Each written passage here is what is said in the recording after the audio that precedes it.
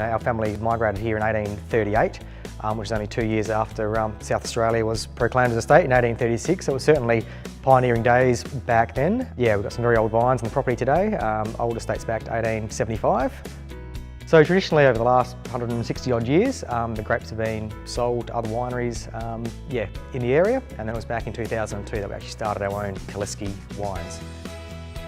Yeah, I guess one of the unique things about Kalleske is that we are 100% estate grown, and we're also certified organic and biodynamic. We don't use any synthetic chemicals or fertilisers, sprays and pesticides in the vineyard. We think by farming it very naturally, we get better expression of our unique Kalleske dirt here. So we use traditional open top fermenters, hand pump overs, all wild yeast, natural tannins, natural malolactic fermentation, and then everything goes to barrel for maturation for anywhere from 6 months to 2 years depending on the wine. Last year we were named the world's best organic wine producer at the Wine Challenge in Vienna, so that was really good, I guess, for us from here in the Barossa, South Australia, to be the world's best organic producer.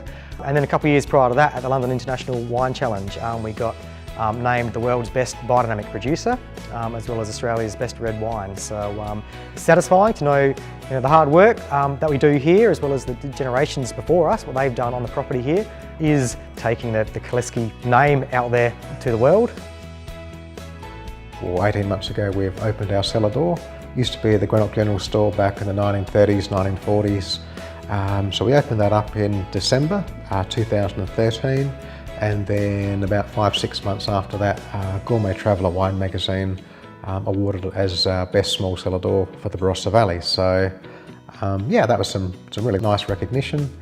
Nice to have a home for the brand. Regional awards as a whole are rather important for the Barossa. Because I just think it gets a lot of the local businesses and the community sort of gets them potentially fired up. So it's a chance for people to let people know about the good things that they're doing. It just brings a bit of recognition to the region as a whole.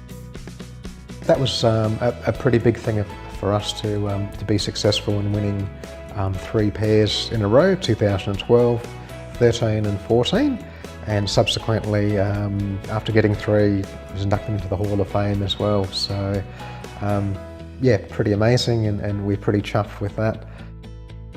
I would encourage anyone out there who knows of a good business to, by all means, nominate them, and any businesses thinking of getting involved, I would recommend that as well, because it certainly does help to get the brand out there, get the name out there, and the awards are well worthwhile, even if you aren't successful in actually becoming a finalist, but just the process itself I think is quite rewarding. And yeah, should you receive an accolade, well, even better.